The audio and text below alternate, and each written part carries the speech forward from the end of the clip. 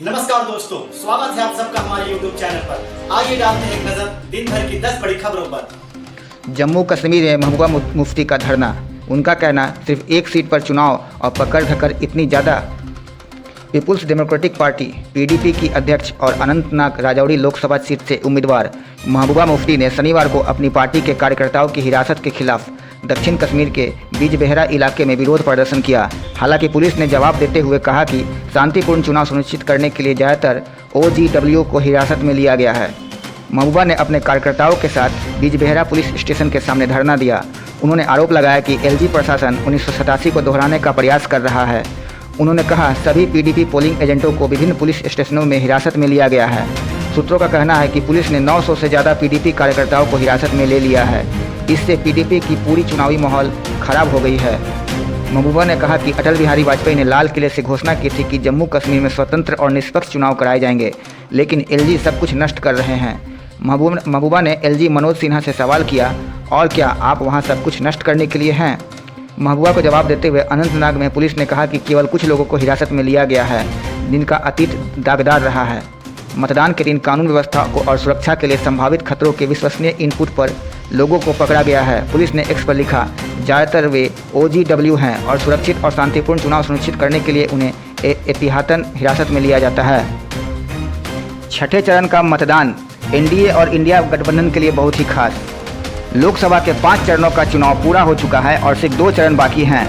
छठे चरण का चुनाव 25 मई को हो रहा है। आंकड़ों के मद्देनजर अगर देखें तो 2019 में 5वें चरण तक भाजपा ने 238 सीटें जीती थी, यानी 5 चरणों में उसे जितनी सीटें मिली थी उससे उसकी सरकार नहीं बनने जा रही थी। उसकी सरकार तभी बन सकी जब वो अंतिम चरणों में बेहतर प्रदर्शन कर सकी थी। सरकार बनने या न बनने की कुंजी इन्हीं 2 चरणों में है। इसलिए छठा और 7वां चरण NDA और इंडिया गठबंधन के लिए अति महत्वपूर्ण है। छठे दौर में भाजपा सबसे ज़्यादा 51 सीटों पर, उसके घटक में आने वाली JDU 4 और all Jharkhand students union 1 seat पर चुनाव लड़ रही हैं। वहीं कांग्रेस 25 सीटों, सपा 12, आम आदमी 5, RJD 4, तृणमूल 9, बीजू जनता दल 6 और बसपा 54 सीटों पर लड़ रही हैं। 2019 के छठे चरण की अगर बात की जाए तो भाजपा का प्रदर्शन सुपर था। 2019 में भाजपा ने 53 सीटों में से 40 पर जीत हासिल की थी। कांग्रेस जिन 44 सीटों पर लड़ी थी उसे एक भी सीट नहीं मिली। NDA ने कुल मिलाकर 45 सीटें जीती थी। इंडिया गठबंधन हालांकि तब नहीं बना था, लेकिन कुल मिलाकर 13 सीटें जीती थी। 2019 में कांग्रेस ने 58 सीटों में से 22 सीटें जीती थी, जबकि भाजपा सिर्फ 7 सीटें हासिल कर पाई थी। NDA की औसत जीत का अंतर 21% था, जबकि विपक्षी दलों की औसत जीत का अंतर 12% था। अखिलेश की सोशल इंजीनियरिंग, PDA से क्या पार पाएगी बीजेपी? 2024 के लोकसभा चुनाव में देश के सबसे बड़े सूबे उत्तर प्रदेश में अखिलेश यादव एक बड़े खिलाड़ी के तौर पर उभरे हैं। इस चुनाव में अखिलेश यादव PDA फार्मूला लेकर आए हैं। पिछड़ा, दलित और अल्पसंख्यक। PDA दरअसल कांसीराम के 15 बनाम 85 की राजनीति का ही नया संस्करण है। अखिलेश यादव की रैलियों में बढ़ती भीड़ से ऐसा लगता है कि समाजवादी पार्टी ने लोगों का विश्वास लौट रहा है। अखिलेश यादव के टिकट वितरण के सामाजिक समीकरण की तारीफ हो रही है। महंगाई और बेरोजगारी से पीड़ित देश का जनमानस इस समय विपक्ष इंडिया गठबंधन की तरफ देख रहा है। खास बात यह है कि इंडिया गठबंधन जनता के मूल मुद्दों को लगातार उठा रहा है। 80 लोकसभा सीटों वाले सबसे बड़े सूबे उत्तर प्रदेश पर पूरे देश की निगाह लगी हुई है। आज उत्तर प्रदेश में भाजपा के सामने सबसे बड़ी ताकत अखिलेश यादव हैं। पिछले 3 असफलताओं के बावजूद इस चुनाव में उनका PDA फार्मूला कारगर होते हुए दिख रहा है। ऑस्ट्रेलिया से पढ़ाई करके लौटे अखिलेश यादव पिता मुलायम सिंह यादव का साथ देने में राजनीति में आ गए। सपा के नौजवानों में अखिलेश भैया जी तेजी से लोकप्रिय हो गए। पहली बार अखिलेश यादव 2010-11 में तब सुर्खियों में आए जब उन्होंने साइकिल से यात्रा करते हुए पूरे प्रदेश का दौरा किया। मायावती के कथित भ्रष्टाचार के खिलाफ अखिलेश यादव की साइकिल यात्रा से समाजवादी पार्टी को नया ऊर्जा मिली। VK सक्सेना द्वारा दायर मानहानि मामले में मेधा पाटकर दोषी करार। दिल्ली की अदालत ने दिल्ली के LG VK सक्सेना द्वारा दायर करीब 20 साल पुराने आपराधिक मानहानि मामले में नर्मदा बचाओ आंदोलन की संस्थापक मेधा पाटकर को दोषी ठहराया है। कानून के मुताबिक उन्हें 2 साल की जेल या जुर्माना या दोनों की सजा हो सकती है। साकेत कोर्ट के मेट्रोपोलिटन मजिस्ट्रेट राघव शर्मा ने यह फैसला सुनाया है। पाटकर और दिल्ली LG दोनों ही साल 2000 से ही कानूनी लड़ाई लड़ रहे हैं। मेधा पाटकर ने अपने खिलाफ और नर्मदा बचाओ आंदोलन के खिलाफ विज्ञापन प्रसारित करने के लिए सक्सेना के खिलाफ मुकदमा दायर किया था। इसके बाद एक टीवी चैनल पर सक्सेना के खिलाफ अपमानजनक टिप्पणी करने और मानहानिकारक प्रेस बयान जारी करने के लिए दिल्ली के मौजूदा LG ने पाटकर के खिलाफ 2 मामले भी दर्ज कराए थे। वीके सक्सेना उस समय अहमदाबाद स्थित NGO National Council for Civil Liberties के प्रमुख थे। बार एंड बेंच की रिपोर्ट के अनुसार कोर्ट ने कहा कि यह साफ है कि आरोपी की हरकतें जानबूझकर की गई और दुर्भावनापूर्ण थी। इसने कहा इसका उद्देश्य शिकायतकर्ता के नाम को खराब करना था और वास्तव में जनता की नज़रों में उनकी प्रतिष्ठा और साख को काफ़ी नुकसान पहुंचा था। आरोपी के बयान शिकायतकर्ता को कायर बताते हैं, देशभक्त नहीं। हवाला लेन देन में उनकी संलिप्तता का आरोप लगाना न केवल मानहानिकारक बात है बल्कि नकारात्मक धारणाओं को भड़काने वाला है। टीएमसी पर अपमानजनक विज्ञापनों पर रोक के खिलाफ सुप्रीम कोर्ट पहुंची बीजेपी। टीएमसी के खिलाफ अपमानजनक विज्ञापनों पर रोक के कोलकाता हाईकोर्ट के फैसले के खिलाफ बीजेपी सुप्रीम कोर्ट पहुंची है। हाईकोर्ट ने टीएमसी के खिलाफ कुछ अपमानजनक विज्ञापन छापने से रोक दिया था। अदालत ने कहा था कि वो विज्ञापन लोकसभा चुनाव 2024 के दौरान आदर्श आचार संहिता का उल्लंघन करते हैं। भाजपा द्वारा दायर विशेष अनुमति याचिका का जिक्र शुक्रवार को तत्काल सुनवाई के लिए जस्टिस बेला त्रिवेदी और जस्टिस पंकज मित्तल की अवकाश पीठ के सामने किया गया। वकील ने अर्जेंसी यानी तात्कालिकता के बारे में कहा कि पार्टी के खिलाफ एक पक्षीय आदेश पारित किया गया था जो 4 जून तक लागू रहना है। लाइव लॉ की रिपोर्ट के अनुसार सुप्रीम कोर्ट की पीठ ने शुक्रवार को इस मामले पर विचार करने में अनिच्छा व्यक्त की। जस्टिस त्रिवेदी ने पूछा, आप अगले अवकाश पीठ का रुख क्यों नहीं करते? जब उनके वकील ने तत्काल सुनवाई के लिए जोर दिया तो जस्टिस त्रिवेदी ने कहा कि हम देखेंगे। फिर भी शुक्रवार को इस मामले पर सुनवाई नहीं हुई। पिछले हफ्ते कोलकाता उच्च न्यायालय के जस्टिस सब्यसाची भट्टाचार्य की एकल पीठ ने कहा था कि विज्ञापन एमसीसी के साथ साथ प्रेस काउंसिल ऑफ इंडिया द्वारा निर्धारित दिशा निर्देशों का भी उल्लंघन कर रहे थे। अदालत ने वर्तमान रिट याचिका दायर होने तक इस मामले पर निष्क्रियता के लिए भारत के चुनाव आयोग को भी फटकार लगाई थी। यह कहा गया था कि हालांकि चुनाव आयोग के सामने शिकायत की गई थी, लेकिन रिट याचिका दायर करने के बाद समाधान निकाले जाने तक कोई कार्रवाई नहीं की गई थी। बूथ स्तर पर वोटों की संख्या प्रकाशित करने का निर्देश देने से सुप्रीम कोर्ट का इनकार।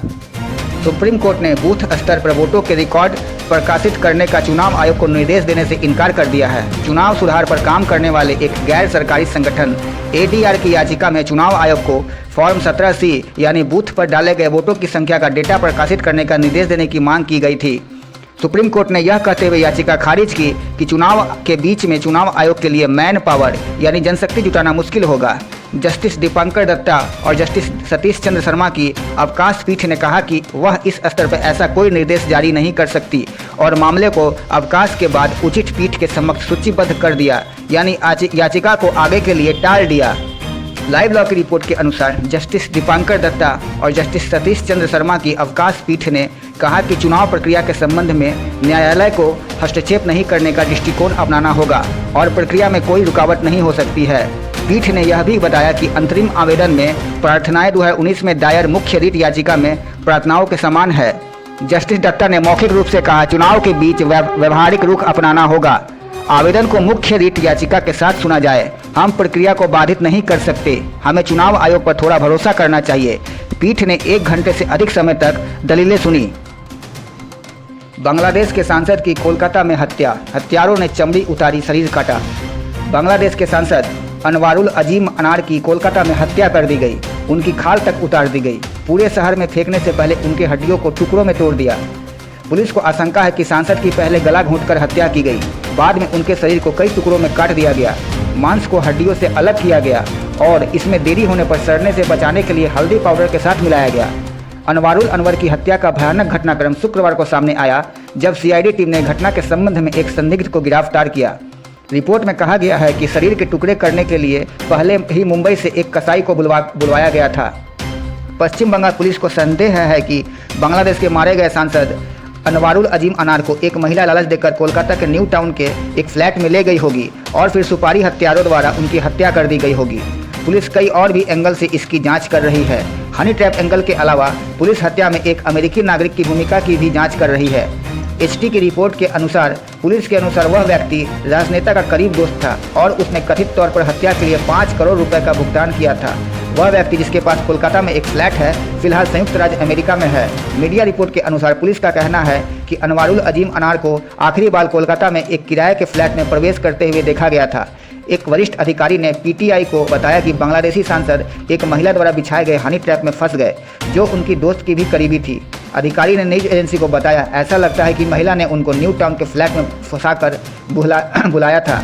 हमें संदेह है कि फ्लैट में जाने के तुरंत बाद उनकी हत्या कर दी गई। यूक्रेन युद्ध रोकने के लिए पुतिन तैयार, चाहते हैं कि दोनों देशों की सीमाएं मौजूदा हिसाब से ही रहें। रूस के राष्ट्रपति व्लादिमीर पुतिन यूक्रेन युद्ध रोकने के लिए तैयार हो गए हैं, लेकिन इसके लिए उन्होंने कुछ शर्तें रखी हैं। न्यूज एजेंसी रॉयटर्स ने रूसी सूत्रों के हवाले से दावा किया है कि पुतिन चाहते हैं कि दोनों देशों की सीमा अब मौजूदा हिसाब से ही रहें, यानी कि रूस ने यूक्रेन के जिन इलाकों पर कब्जा कर लिया है वे अब उनका ही हिस्सा रहे। पुतिन युद्ध रोकने के लिए तैयार हैं, ऐसी रिपोर्टें कई महीनों से चल रही है, लेकिन ये रिपोर्ट उस समय आई है जब मॉस्को ने उत्तर पूर्वी यूक्रेन के खार्किव क्षेत्र के खिलाफ एक नया आक्रमण शुरू कर दिया है। पुतिन के साथ काम कर चुके एक शख्स ने एजेंसी से कहा कि पुतिन जब तक चाहें लड़ सकते हैं, लेकिन पुतिन युद्ध विराम के लिए भी तैयार हैं। एक अन्य सूत्र ने बताया कि अब रूस के पास क्रीमिया तक जमीनी रास्ते तक पहुंच है। मौजूदा बॉर्डर लाइन को लेकर यदि सहमति बन जाती है तो रूसी इसे अपना जीत समझेंगे। वे ये कह सकते हैं कि पश्चिम के हमले के बावजूद उन्होंने अपनी संप्रभुता बनाए रखी। क्रेमलिन के प्रवक्ता दिमित्री पेस्कोव ने रॉयटर्स से कहा कि पुतिन ने बार बार ये जताया है कि वे बातचीत के लिए तैयार हैं और लंबे वक्त तक युद्ध नहीं चाहते हैं। हालांकि यूक्रेनी राष्ट्रपति जेलेंस्की पुतिन की शर्तों पर किसी भी शांति समझौते को स्वीकार करना नहीं चाहते हैं। उन्होंने रूसी सेना के द्वारा कब्जा किए गए यूक्रेनी इलाकों को फिर से हासिल करने की कसम खा रखी है। इसमें क्रीमिया भी शामिल है, जिस पर रूस ने 2014 में कब्जा कर लिया था। लालू प्रसाद यादव ने कहा, अंबेडकर ने लिखा है संविधान, इसीलिए मोदी को नफरत। राजद के राष्ट्रीय अध्यक्ष लालू प्रसाद ने बाबा साहेब आम्बेडकर को लेकर प्रधानमंत्री नरेंद्र मोदी पर बड़ा आरोप मढ़ा है। श्री प्रसाद ने कहा कि बाबा साहेब डॉक्टर भीमराव अंबेडकर ने संविधान लिखा था, इसलिए नरेंद्र मोदी भाजपा और संघ परिवार भारत का संविधान एवं आरक्षण खत्म करना चाहता है। राजद अध्यक्ष ने कहा कि भाजपा वंचित वर्गों के महापुरुषों से इतनी नफरत क्यों करती है। उन्होंने कहा कि भाजपा चाहे कितनी भी चालाकी और साजिशें कर ले, लेकिन वो बाबा साहेब के नाम, काम और संविधान को कभी भी नहीं मिटा सकती। हम वंचित, उपेक्षित, दलित, अल्पसंख्यक, पिछड़े, अति पिछड़े एवं न्यायप्रिय वर्ग के लोगों को ऐसा नहीं होने देंगे। श्री प्रसाद ने कहा कि भाजपा वाले कान खोलकर सुन लें, बाबा साहेब अवतारी पुरुष थे, उनका कार्य अमिट है। बाबा साहेब के संविधान की तरफ बुरी नज़र से देखा तो ईंट से ईंट बजा देंगे। हैदराबाद ने राजस्थान को हराया, पहुंची फाइनल में। आईपीएल 2024 के क्वालिफायर 2 में सनराइजर्स हैदराबाद ने राजस्थान रॉयल्स को 36 रन से हराकर फाइनल में जगह बना ली। चेन्नई के चेपॉक स्टेडियम में शुक्रवार को राजस्थान ने टॉस जीतकर गेंदबाजी चुनी। हैदराबाद ने 20 ओवर में 9 विकेट पर 175 रन बनाए। जवाब में राजस्थान 20 ओवर में 7 विकेट पर 139 रन ही बना सकी। मैच में राजस्थान के लिए इकलौता अर्धशतक ध्रुव जुरेल ने लगाया। इस बीच जुरेल के गले पर बाउंसर भी लगी, जिसके कारण वे ग्राउंड पर गिर गए। वहीं संदीप शर्मा ने हेनरिक क्लासन को बोल्ड कर दिया। मैच में 2 विकेट लेने वाले अभिषेक शर्मा ने रोमन पॉवेल का रनिंग कैच भी लपका। हैदराबाद के लिए सबसे ज़्यादा रन हेनरिक क्लासन ने बनाया। उन्होंने 34 गेंदों पर 50 रन की नाबाद पारी खेली, जबकि हैदराबाद से सबसे ज़्यादा विकेट शहबाज अहमद ने लिया। उन्होंने 4 ओवर में 23 रन देकर 3 विकेट लिए। अब तक के लिए बस इतना ही। ऐसे ही और वीडियो के लिए बने रहिए हमारे साथ। अगर आपको हमारा ये वीडियो पसंद आया तो प्लीज लाइक एंड सब्सक्राइब जरूर करें और हाँ, कमेंट्स में अपनी राय देना ना भूलें। आपकी राय हमारे लिए बहुत ही महत्वपूर्ण है। धन्यवाद।